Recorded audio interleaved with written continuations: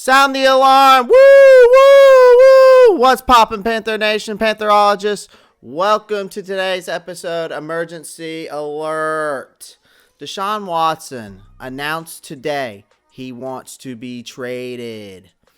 So, as we all know today, he wants to be traded, and guess who's already hopping all over it and being aggressive, like I said they should? The Carolina Panthers. So, does that mean we're going to get him? Absolutely not. But why should we go all in on him? Well, I'm about to tell you. So let's get into this. All right. So why should Carolina go into it? I think I've already said it, but I'm going to remind you again. The Carolina Panthers have been mentioned in this rumor for a while now that they could be in the mix for that disgruntled Deshaun Watson from the Houston Texans. All right. Over the last week or so, we have spent time looking over the possibility of the Panthers acquiring Watson. So what it would take to get him. So today, I'm going to lay it all out there and say if the Panthers are serious about wanting to become a Super Bowl contender within the next 4 or 5 years, this deal has to be made. The crowd that doesn't want to trade Christian McCaffrey or several first-round picks doesn't quite understand the logic behind a proposed trade of such matter. Why give up McCaffrey, you may ask, right? You're asking me that. I see it in the comments all the time. Well, as a good of a player as he is, okay, he cannot take you to the promised land by himself. There is not a team in this league that goes to a Super Bowl because they're running back. So he needs to have a legit quarterback, as most teams do.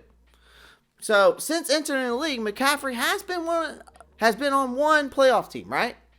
So if Scott Fitterer, if I'm Scott Fitterer, I'd rather have my franchise quarterback on the next 10 or so years and Mike Davis at running back than Christian McCaffrey with an average quarterback play, because it hasn't worked. We've already seen it. So why be willing to give up multiple first rounders? Does it really matter? I mean, let's all be honest here. The moment those picks are traded for a player like Deshaun Watson, the value of those picks drops significantly. So right now, those picks could be viewed as top 10, top 15 picks, but with Watson at the helm, you're going to win more games, meaning those picks are not worth as much as they seem. Now, the following quote from Fitterer's introductory press conference further improves my point. And I quote, "When you look at the draft, when you build the board, there's a certain level of player that stops at about 16, 17, or 18. So once we're picking at 25, we know we're not going to get those guys that are going to come in and be impact players. We don't see a big difference between 25 and 40 at that point. So we can move back, acquire picks, and still get the same caliber of players that fits our team." And that's quotes from Fitterer. So, is there going to be a quarterback in the next 4 drafts that can match the level of production that Deshaun Watson can give you? Maybe, but who knows? It never seems very likely, but by acquiring Watson, though, you know what you have and what you're going to get from him.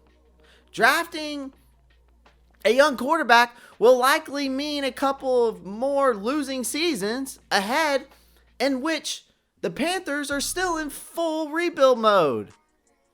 There's no question about it. If they want to pull this trade off, they're going to have to give up the number 8 pick. If the Texans want 2 additional first rounders, you're going to have to give up the 2 of 3 first round picks.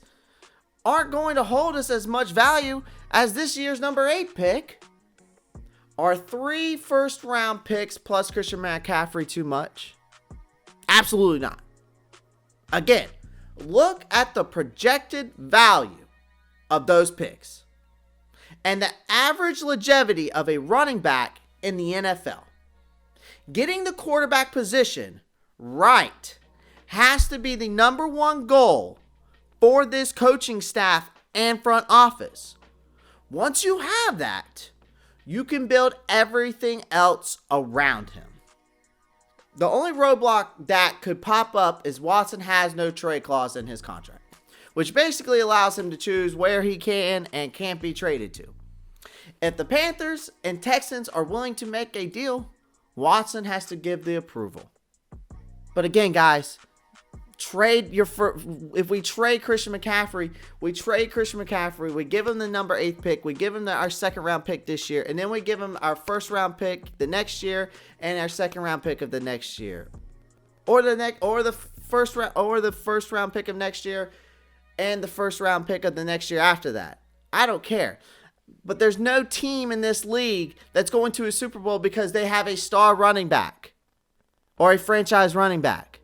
Please explain to me what team has done that in the past 10 years.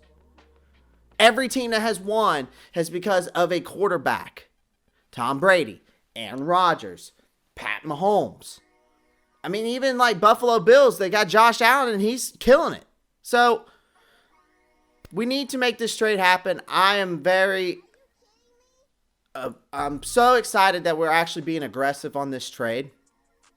And I hope that we continuing to be aggressive.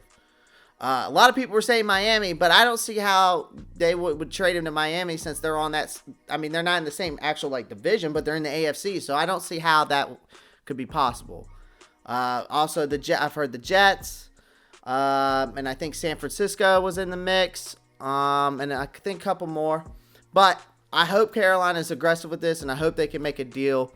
But Panther Nation, Pantherologists, just pound that like button, pound the subscribe button if you haven't already. Comment down below. Click that post notification bell when you get the new videos coming out.